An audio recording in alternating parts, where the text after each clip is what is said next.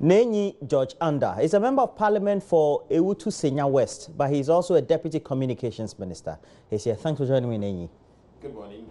Good morning to your viewers. Good morning to my brother, my colleague. Who is here? I think today happens to be the World Day for Teachers. So I'd like to say good morning to all the teachers that I have passed through, and all the teachers in Ghana, all the teachers that are supporting us to deliver free SHS. All the teachers are supporting us to educate our kids. We say thank you, God bless you. Oh, that's good. We always have to wrap the free SHS in. I know. Mohammed Abdul Aziz, though, is the other colleague here, a member of parliament for Myong. And Mohammed, thanks for joining me. How are Thank you? you. Good morning. You were taught by good teachers too. Oh, yes. And today being their day, we would want to associate ourselves with the day. I agree with almost all the things that my colleague has said, except to say that the trees of the free senior high school is what I'm not part of. But it is free, senior high school. I have always maintained that. I have a neighbor whose daughter just reported to Ghana National. Okay. And really excited about it when I met her yesterday evening. First year, right? Yeah, first year. Came to wake me out of bed to tell me that me bana cool. Yeah. And I know chair. So I meet you at 5 cities.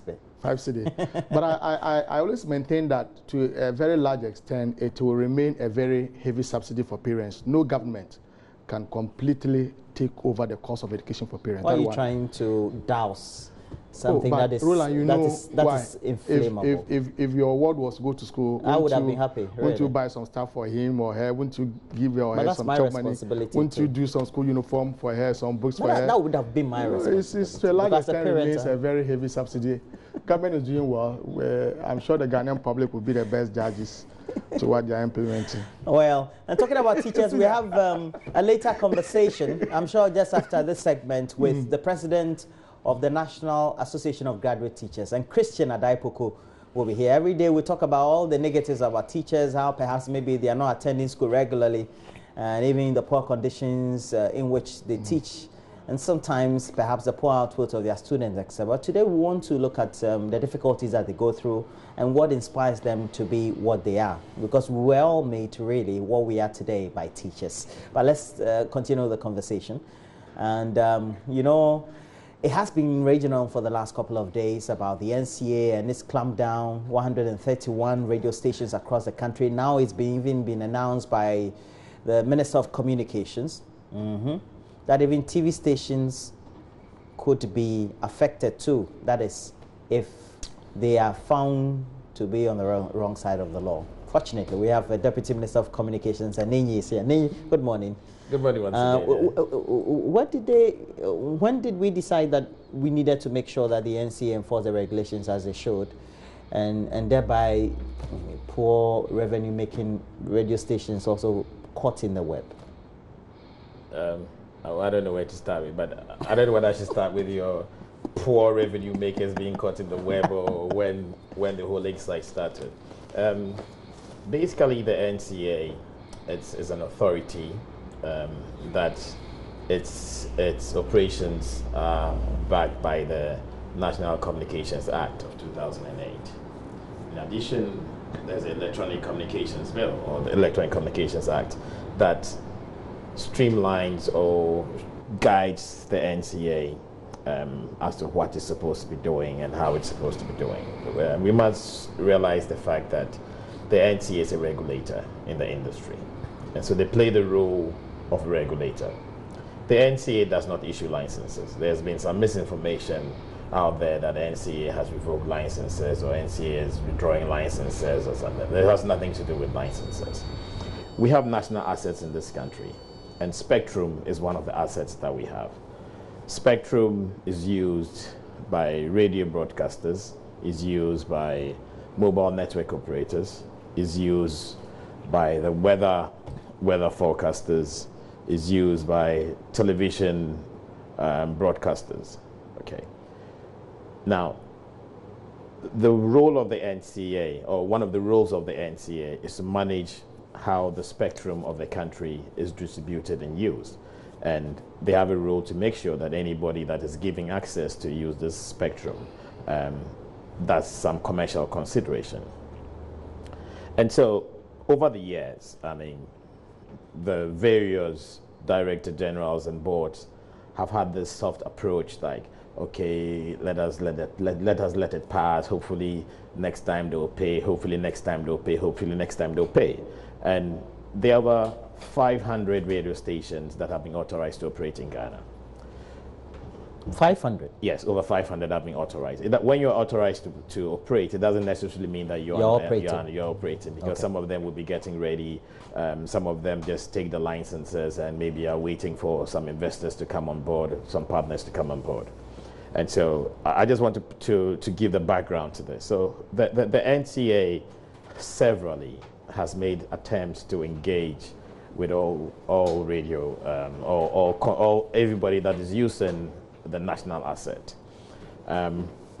In March this year, in the Ghanaian Times, there was a publication that the NCA was going out to do the audit of its spectrum as far as radio stations were concerned, and it had requested for radio stations to cooperate with them. Indeed, they did the analysis, they did their audit, and they came out with their report that showed that a number of radio stations were not compliant. Now, this again is backed by an act.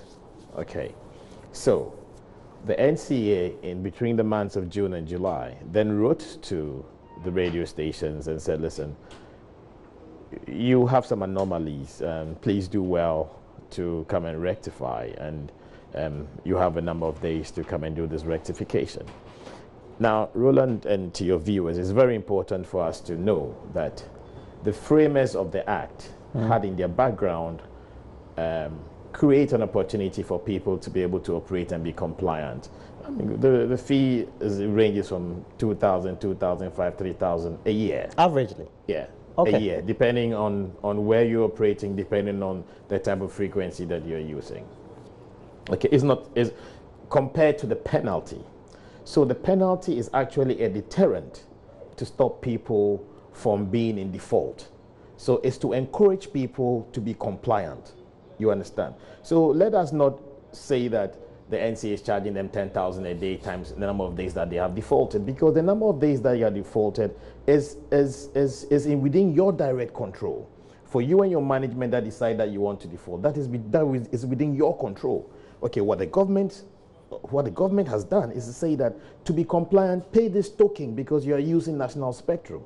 If you decide that you're not going to be compliant, then really you cannot hold the government or hold the NCA. Now, let me also point out the minority press conference. It's very interesting because I was with the NCA when we were summoned to the Public Accounts Committee. Okay, on the subject? NCA was summoned to the Public Accounts Committee on a number of issues. Amongst the issues was the fact that NCA was not doing what is right as far as managing the national spectrum. The chairman of the NCA is the deputy minority leader. Okay, so how then can you then turn and say that we are being hard-handed? I don't quite get it. Okay, I think that there's some disconnect. And you see, Roland, take an issue like Galamsey. Indeed, there are people earning money from Galamsey. Should we sit down and allow those people to earn money when they are causing harm to themselves, when they are messing up the environment, okay, when they are not operating within the rules? I think the signal that the NCA has sent round is that Ghana is working, okay, is that we create the enabling environment for people to thrive and do their business. We say we want development in freedom, it's there, okay? We are sending a signal to investors that when you come and invest in Ghana, the rule of law would allow you to do what you need to do. Okay, now there's this issue about some political undertones to it. I find that to be extremely unfortunate. In the criteria that the NCA has given, there has never been a component or an element of it that says that for this radio station, the directors belong to this party. Indeed, Roland, if that is the suggestion that is being made, then it means that for all the 131 radio stations, they belong to one political party, which is indeed laughable. Okay, I'm sure that you've heard that the Minister of Communications herself has said that she was a founding director of Atlantis FM. Atlantis FM has been affected. They have been shut down. Okay, so wherein lies this argument that is for political reasoning? We would not be distracted. We're giving the NCA our full support.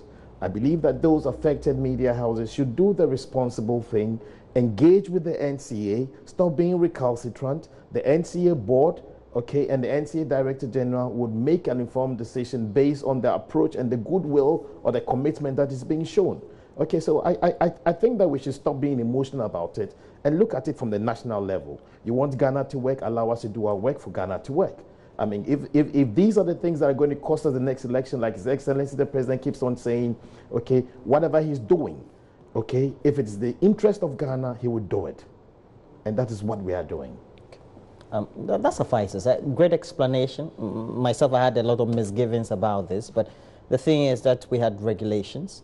We also have the responsibilities as in the fees that are expected because you are in possession of a spectrum based on the license that has been given to you. So in default, these are the penalties that are paid. In accumulation, they look big, but that's the penalty for not paying. And consistently over time, once they pile up, definitely becomes a difficulty for whoever is operating such a media house. For the minority, you still feel our views, and especially back in my constituency, I largely agree with some of the renditions given. I agree with all. Let's move on. No, I can't because there are some factual inaccuracies in your submission that I cannot agree with, especially that you work with the ministry, you are a deputy minister at the Ministry of Communications, you have worked at the Head of Affairs in the communications industry in this country. And so some of them I expected you to be very fair to. You wanted to do better? Yes. For instance, the NCA is on record that the NCA is the body responsible for licensing radio and television stations in this country. It's not true. It is true. It's not true. Listen. You see, the NCA does not allow me. Just no, allow no, me. no. Just The allow me. NCA does not. You know that. Okay, NCA does not issue license. They give authorization.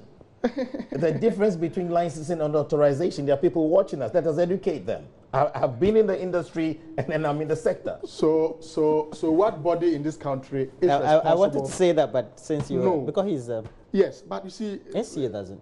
Okay, you continue. I'm aware that today, as we speak, there's a letter from my constituency at the NCA applying for a license for a community radio station. And so if you look at all the documentation, it goes with the word application for license. And that's what the NCA operates with. And so I'm amenable to any suggestion or education, but what I know for sure is that the NCA is the body responsible for licensing radio stations and television stations. Why, if they don't have the authority to license, they have the authority to revoke. You see, the minority, if I may, sorry. You said I could educate you. If I may, okay, your understanding of the issue is based on the wrong words that you are using. Okay. Authorization and licensing are two different things. So which body in this country licenses? There's no need to license for a radio station. There's no need? No. Well, all you need is authorization. You know, for example, let me just do it. You know, for example, the Ghana Tourist Board issues licensing for people to operate. But in the industry, as we have... They issue what licenses? So they give you authorization. You see, we can play with the words, but it all boils down to one thing. You are just talking about the semantics, the meaning of exactly. whatever. Okay. The NCA, no, they are two different words. No, they are not. You were a lawmaker. It all boils There are one two thing, different things. Minister. And I'm telling you that the minority in our press statement did not play any politics with it. All that we are saying is that, yes, the NCA has a right to either revoke or apply any sanction of any sort to any media house in this country. That responsibility of the NCA we do recognize. But we are saying that dealing with about 131 radio stations in this country, revoking the licenses of about some 35 radio stations, and slapping very heavy fines from 50,000 to as much as 1 million Ghana cedis on some other stations is unfair. It would impact negatively on press freedom. It would even impact on businesses, because just imagine multimedia, you can imagine the number of people that you have recruited to work for multimedia. We are saying that even at the very time that we are battling with graduate unemployment, government has constantly told us that there's no space to recruit people into public service, and so we are all looking up to the private sector as the only avenue to deal with the issues of youth unemployment. Is that a good excuse? It is. It is good excuse. So legalize Galamsey. No, it is good excuse. So legalize Galamsey. No, you see, Mr. Deputy Minister, we are not condoning with the acts of these stations not fulfilling their obligations under the act. We are not condoning with that. We have made our position very, very clear. Which is what? But we are only asking that we may have to consider some other factors such as press freedom, media pluralism, what has this got to do with press freedom? It does, because most people in this country will depend on radio to know what is happening across the length and breadth of this country. In fact, we even need them to do public education on government policies. And so we're not saying that the NCA is acting in an unlawful manner. We're not saying that the only stations that are affiliated with some political parties are affected. That is not in the statement of the NDC or the minority. And so if you, for instance, would want to rely on some pedestrian arguments, to make your submission, that's okay. But our statement is saying that, look, it is too harsh to slap a fine of some 50,000 to 1 million Ghana cedis on a radio station for they failing to pay their annual renewal license. Let me ask you. Roland, sorry. Emanating from the press conference of you, the minority. Yes. Do you think that the government had any ulterior motive, or the NCA had any ulterior motive, perhaps operating from some machinations covertly from some ministries or government? Not that I know, okay. And the minority has not. But do you agree? But do you agree that these radio stations had a responsibility to be making sure that they paid their fees? I have made that one already. So, in the absence of them not meeting those obligations, do you think that the NCA is right? Maybe a reminder would not have been a bad thing to do. Do you think the NCA is right in evoking what the defaulting penalties are? I thought I just said that they are not wrong in revoking and slapping this. So you're saying there's nothing wrong with it? Yes, legally there's nothing wrong with it, but I'm also giving you some other considerations that they should take into account. And I've given the issue of media pluralism and press freedom. But let's take for example, somebody goes to steal, the judiciary would have to jail, but that person also has a chance to reform. So you can say, please, I give you a second chance or a third chance. These are similar but not same instances. We're talking about meeting. No, but these are similar but not same instances. The previous NCA administrations have engaged with these. You think they've been engaging? They have been engaged. Not I think. I know they have been. Okay. In fact, even in this instance, as of June and July, there were letters that were written to them. This year? Yes. There were letters that were written to them.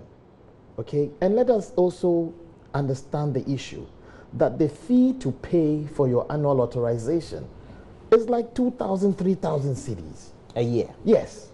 The penalty is a default of 10,000 cedis times the number of days. Those variables are within the direct control of the management of the radio station. You mean they know? Of course they know. Roland, there are about 500 radio stations that have been authorized. Okay, so it means that there are over 300 that are compliant. With all due respect, those that are compliant, they didn't have to take God to come and remove their names from the list. It took good management. Okay, it took respect for the rule of law. It took respect for the fact that you are using a national asset. Okay, so if we are sitting down here and saying that is a high-handed approach, you're a member of parliament. Okay, you know how you can get that act removed or changed if you want to change it. Don't come and sit on radio. Can I finish? No. I'll allow you to proceed on that tangent. I'm not calling for us to review the law. I have not said that the law is bad. I have not said the NCA is acting in any illegal manner. I have not said so. Roland, and so you cannot tell me that you cannot tell Ghanaians that you are not asking for the law to be reviewed. Have I said that? Has the minority said that? Can I finish? The law says that if there's a default, it is clear. X amount of Ghana cedis times number of days.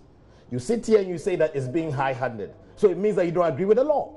And I'm telling you, if you agree with the law, then what? Allow the law to work. Allow the law to work. How do you expect a law to be there? Okay, you have a minister of state who has sworn an oath, okay, and you're asking the minister of state not to allow the law to work. It's not the minister who's acting in this case. Indeed, Roland. Indeed, Roland. Is it the minister who is acting in this case? The NCA reports to the ministry. The NCA is not the minister. The NCA reports to the ministry. The NCA is not the minister. My brother, okay. The NCA. Okay, let's settle this. Let's settle this one more round. Let me just. That's where the politicking is coming into play. That is your linking suspicion. The actions. That's why I asked you, do you suspect? You said no. And I told you I didn't so have why any do you evidence to that effect. It's now linking the actions of the NCA to the minister. That's not fair to That's not what I've said. It is. No, you have. With all due respect, would you allow me to talk? You have. Okay, if you don't have a strong argument, you wait, let me talk, and you can come in. Okay, please. It's not about me not having a strong argument. I have told you exactly what I want to say. Okay. But I will not allow you to impugn something against me as a person or the minority. Well noted. Have you finished talking? Yes, you have. Can I talk without being rudely interrupted again? Okay, that's rudely? okay. Yes. That's unfair. That's okay. No, that's unfair. Okay, the two of you, please. You can't just use such a word on your colleague member of parliament. That's unfair. Did you finish talking? Then I'm being rude. I said without rudely interrupting me. When I was interrupting you, I no, but that's okay. The two of you, that's okay. That's okay. That's okay. That's okay. I'm not insulting. No, it is. If you feel offended, I apologize. Let's proceed. You see, Roland, the NCA has a director general. NCA has a board. And the NCA is supervised by the ministry, whether you like it or not. It's a fact. You understand? Now, in my humble opinion, what these affected radio stations need to do is to show goodwill to the NCA. Engage with the NCA. Okay, we've all agreed that he is saying that the law shouldn't be changed. If the law shouldn't be changed, that means that the penalties must apply. Okay. Okay, however, the board of the NCA, based on information available to them, they have the flexibility to recommend certain things that could be considered by the minister, and that is the process. So if the affected radio stations are not engaging with the NCA, the clock is ticking. The 30-day deadline is ticking. You understand? Okay. So this. Okay, let me ask this two more questions. Yeah. If you say engage, what do you mean? Engage to negotiate, or engage to for some clemency? I'm not in a position to tell the management of a radio station what the sensible thing or the right thing exactly. Okay, but I believe that the management and board of any radio station, okay, are there to direct the business. You understand? And I don't think that if they show goodwill, okay, and the NCA is convinced that they're showing goodwill, like if they come with a payment plan, okay, etc., etc. I'm not sure that the NCA would turn its back on that. I don't speak for the NCA, okay, but at least that would be a better position to take. All right. Well, at the end of the day, the deputy minister seemed to be navigating towards my position. That even though the NCA is very right in what they are doing, and that we are not condoning the actions of those media houses, but there should be a way out. Let the media houses engage the NCA. Who knows? I mean, they can consider some other factors and begin to ameliorate their situation. And so we seem to be now getting to some common ground. No. So what would the engagement bring about? Listen, you are saying you have that either revoked or pay your 1 million before you are brought back. No, they are two different. Let me make an intervention. The Bank of Ghana is a supervisor for all the banks. Yes. Before the Capital Bank and UT Bank were closed down, were liquidated, or whatever happened to them, there had been some engagement with the Bank of Ghana, and because the two sectors are not the same, and we're talking huge sums of money on the other, I think the terms of engagement or the rules of engagement took a certain length of time before it elapsed. I think that it's in that mode that he's talking about. But that engagement had been done. But Roland, in addition to that, if you listen to me carefully, the onus on initiating the engagement, as of now, per the status quo, does not lie within the NCA. True. Okay? Because the NCA has given its Exactly. His decision. Okay, Yeah. so that is why if he says that we're on the same wavelength, I disagree. Because his point is that the NCA is being hard-handed. Okay, and I'm saying that no, the NCA isn't being hard-handed. However, that's just one face of it. however, let's come together and see the way out. yeah, but so who should initiate that move? The media houses. Exactly, and that so on that's that. where that's So, where I so think it means that the ministry has room for that. I'm not going to listen. I'm not in a position to say. Right. Okay, but I'm saying that it is the most sensible thing that a media house that is governed by a board, okay, should that is what they should With do. the business Exactly. direction. And the sensible what they thing should is do. what we are calling for as All a right. minority. All right. Yeah. So then, why did your statement make any reference to the media houses? Did your statement make any reference to these media houses that have been irresponsible? Did your statement make any reference to these media houses right. doing the right thing? All right. You Let's cannot move say on. that we are saying the same president, thing. the president, Well, the we are not saying president the for the same last thing. few days has been Well, touring you are the entitled to northern, your opinion on that. the northern regions of Ghana, and within that he's been interacting with the chiefs and people, and had commissioned a water project for Wa and its environs, speaking on the subject of roads and whether the elsewhile Mahama-led administration was telling the truth to Ghanaians about the state of roads and roads construction, etc. We'll be discussing that very soon. But let's watch this report by Rafiq Salams from Wa. Told you in the elections by my opponent that in his period, our country had seen unprecedented infrastructural development. And yet everywhere you go in Ghana, people are complaining about roads. I don't know what kind of infrastructure he had in mind, but clearly roads were not part of it. And I'm happy when I made this statement that I hadn't seen it on the roads. He said I was asleep when I was traveling on the roads in Ghana. I don't know what everybody has seen, whether I was asleep or who was misleading the people of Ghana. But I'm very happy to see that the Laura Nandom Hamile Road, which is such an important arterial road for our country, that work has begun on it again. And I'm appealing to the contractors who are here, the Ghanaian family, who are very well known, very respected contractors in our history, that this time round, we're going to the end. And we need your support to make sure that we go to the end. What is even more regrettable, and for you, the media, you must call the president to answer. $50 million. He attributes this project to President Kufuor. That is not candid.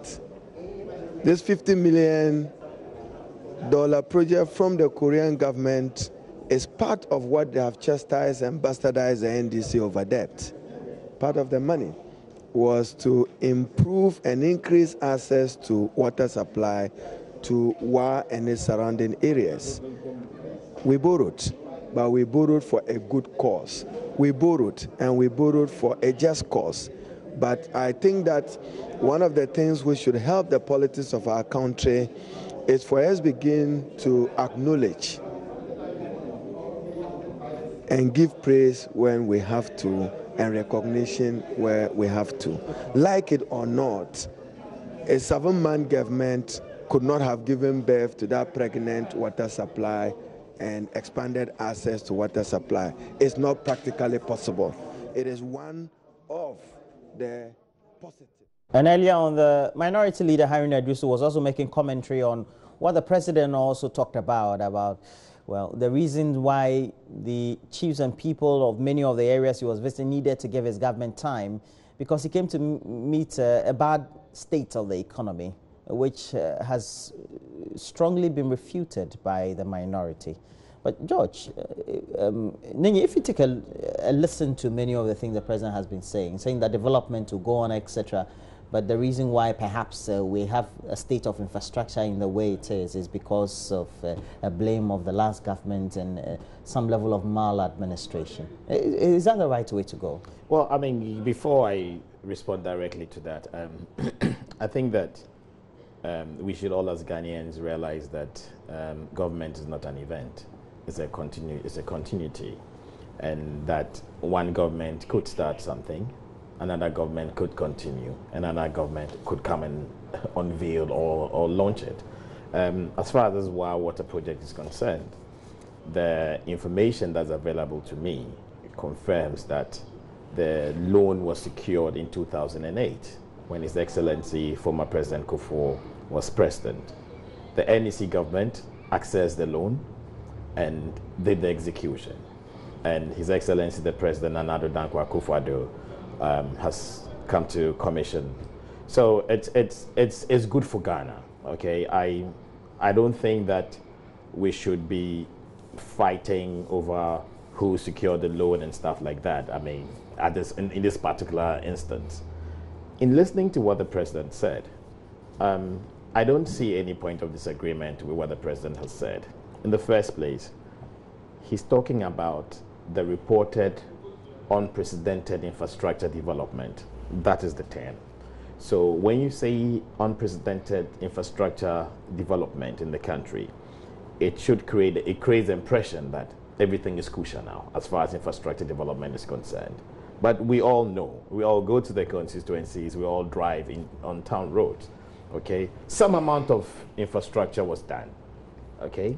And you remember at that time, we as a party never said that we were not against the infrastructure that was being done. What we said was that we didn't believe that it was delivering value for money, okay? And we were of the view that there was some element of corruption, okay, that was taking place there. So we are not against infrastructure development. Now, it's a fact. I mean, and if you do your analysis, if you do your research, you will know the state of the economy that we inherited. We inherited an economy that was in a bad state. His Excellency the President and his team systematically, okay, focused on fixing the economy. There was a big hole. We had to plug that hole, and we are trying to get out of that hole.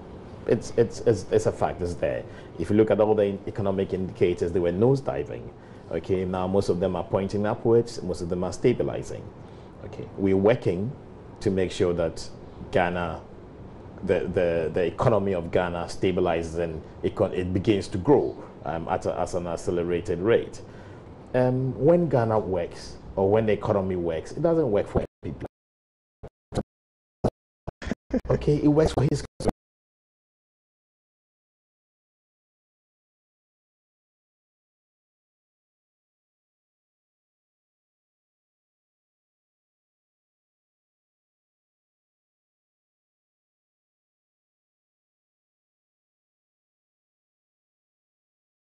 I mean, even in my constituency, everybody expects everything to be done overnight. Okay, but the practicality of the matter is that it's just not possible.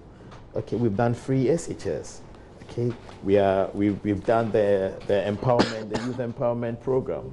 Okay, we are rolling out the one district, one factory initiatives. Okay, we are working on the ground. So Ghanaians need to be a bit more patient with us. We campaign on an agenda for change. We said we wanted to create prosperity and equal opportunities for all. You're talking about the reduction of taxes. We are moving from a taxation-led economy to a production-led economy. We are creating an environment that will enable the private sector to operate. Okay, and that is to his point too of creating jobs. All of it will come in. So yes, I mean we have a 4-year mandate, and I think that so far so good. All right, is it a situation of the president trying to buy time and so perhaps making excuses? Well, I would want to take this argument at 3 levels. Then we're not yet done. 1, with respect to the WA Water project, it is not the media who are trying to knock our heads together. It is a case of our president, who is the symbol of authority and who should know better and lead this country, not being candid and truthful in his speech. We cannot forgive the president on this occasion. He's not a flag bearer. He could have said all manner of things in opposition just to gain power. But having won power and being sworn in as a president, he has a duty to be candid and fair to the people of this country. And anytime, with all respect, and for want of a better word, anytime the president chants out, for want of a better word, lies, we would point out to him and his government that they are not being truthful. This wild water project, the loan was approved by Parliament on the 31st October, 2012. It had nothing to do with President Kufuor and the NPP. It is not true that the president wants us to share this glory. He is only going to the north to commission most of projects that were initiated by President Mahama and the NDC and completed today. In fact, the president, I'm told, will be visiting my constituency and will be inspecting the E-block that is ongoing, about 95% completed.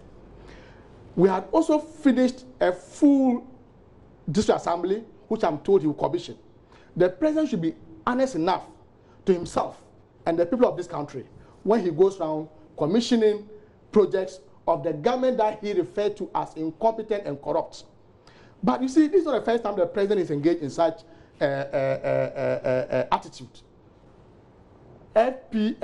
FPSO Jonathan Kufuor, we all know that it is the baby of the NDC and President Mahama. He never gave credit to the NDC and President Mahama when he went to turn on the valve. Planting for food and jobs, a baby of the NDC. Today, why?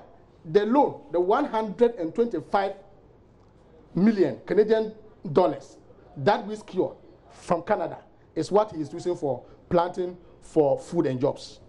And yet, he is not honest enough to share the glory with us that all these projects that have come to continue were started by President Mahama and the NDC. Now, he's taking it to the 3 northern regions. It is not true that that water project was initiated by President Kufuor and the NPP. The president was just being dishonest to himself and the people of this country. In fact, when it comes to access to water, access to electricity, roads construction, infrastructure, the record of the NDC is unprecedented. Let's have it very clear in our minds. For instance, we invested over $1 billion into access to water, into water supply. So some of them you are aware, even in Accra here.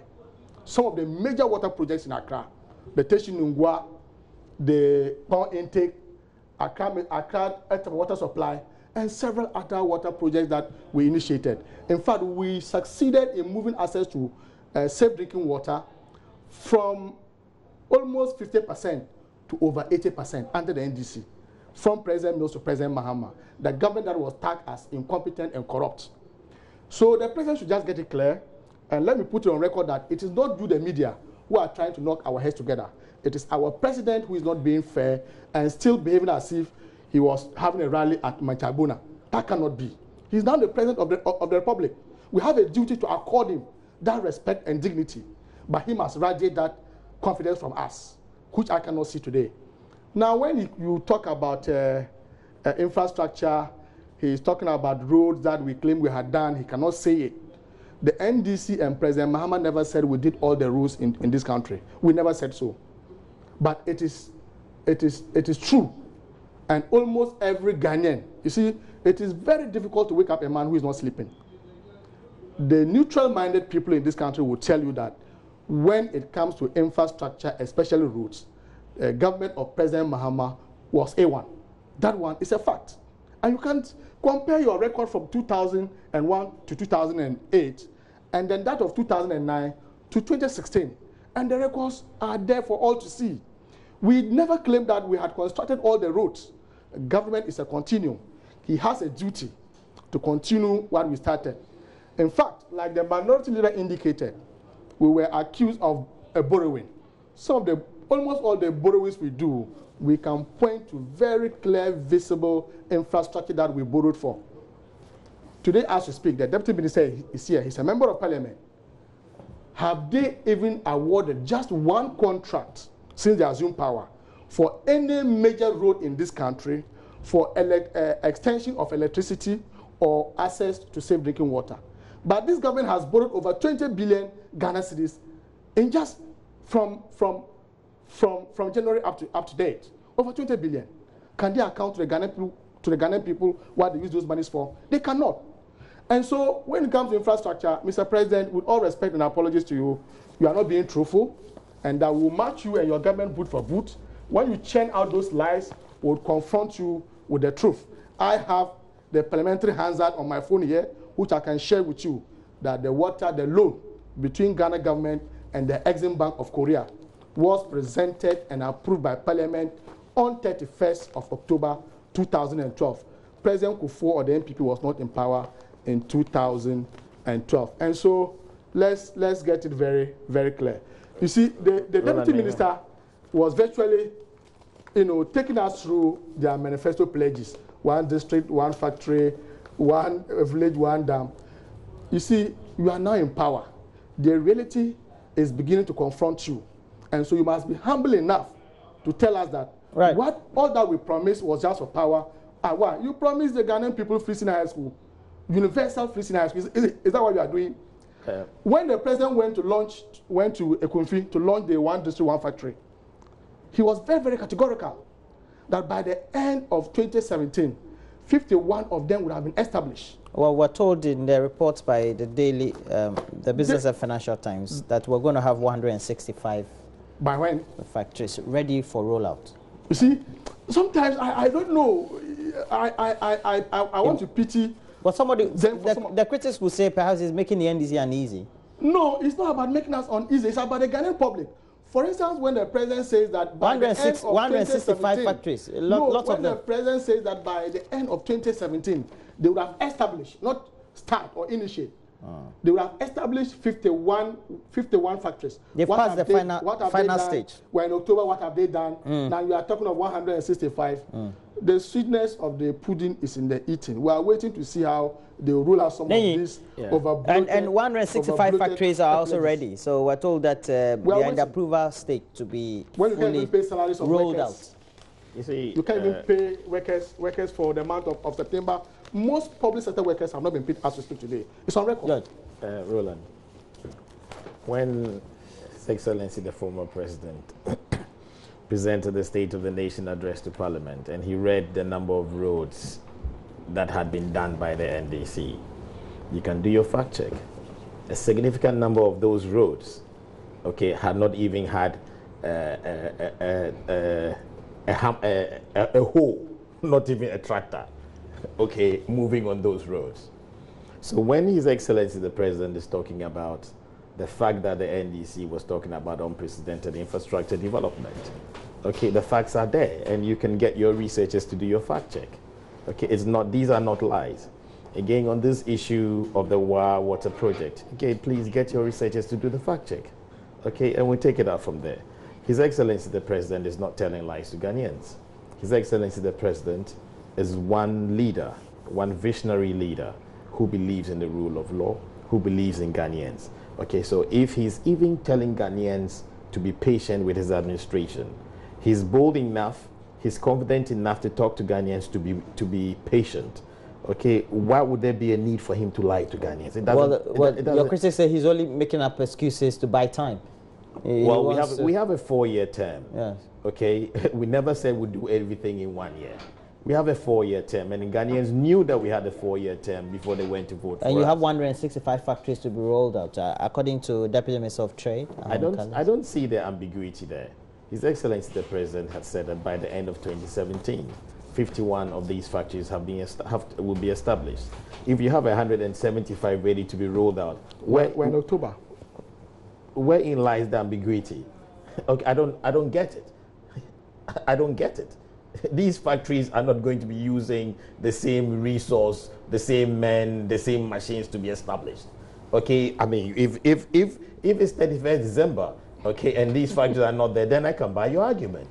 But I don't. Did you give a timeline for when the factories will be rolled out? I think it's supposed to be spread over. It will be spread over, but the commitment was at 51 by the first year. And the first year is not yet over.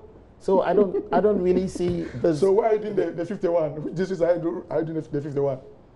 Which district Are you? I'm not sure that. Know. I'm not sure that you are the one to be asking questions. Oh, I'm a Ghanaian, a taxpayer. Well, there's a just secretariat. Take over my office as an MP and just look at me as an ordinary Ghanaian, a taxpayer. You see, when you do these things and I talk, then you say that I'm insulting you. No, but okay, when I say that you're interrupting me, then you say that I'm insulting you. I have no problem when you interrupt or when you accuse me of interrupting you. When you say I'm being rude, that's where I have a problem with you. No, but the interruption that was rude. I'm sorry. It's not about you being rude. You can proceed. Okay, so there are 51 factories. Okay, if you go to the secretariat, you get that information that is there. The 170 something that he's 165 that he's talking about. He has not said that they'll be rolled out this year. He said they are ready and they are going through the approval stage. It is English. It is English, Roland. Sometimes people say that people don't read. So he doesn't speak English words. No, I haven't said. No, I know. I haven't said. People say that people don't read. Okay, when we say that they don't read, they don't understand. On this one, he didn't read. He heard. You see, Mr. Deputy Minister. Well, we'll have to wrap up just a minute. You see, you must be humble enough to swallow some of your pledges. Why? We are in October. The president himself said that by the end of this year, 51 would have been established. Are you saying that you have a secretariat? We already have one. We already have one that has been nominated. But that is a private sector initiative. It's not part of the one this one. It has nothing to do with government. That's not true. But wait. What was your equity in that project? But wait, do you understand? Nenyi George Anda is a member of parliament for Utu Senior West. And Mohammed Abdul Aziz is a member of parliament for Myong. I have to also... have nothing to do with the equity project. Concept. Let's get something right. Every government has a duty to lay a foundation. He's explaining, so let him know. I was on the floor. Remember, I was on the floor. You didn't have the floor. I was on the floor. Okay. You said the concept is what? Go ahead. The concept is what? The concept of the one district, one factory. We have never said it's going to be 100% government owned. Okay, we have always said... You don't even have a blueprint on it. Okay, so the private sector is supposed to... Anything, free senior high school, private sector, one town, one village, private one sector, factory, one we have said factory, that is 1 million. No blueprint. Why you... No, I was on the floor. Private sector. Just remember. We have private said sector. it's private sector led. That is the concept. So don't get confused.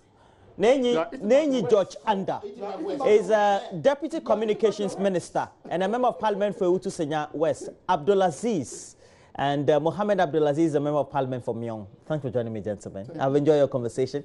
Patience, that's all.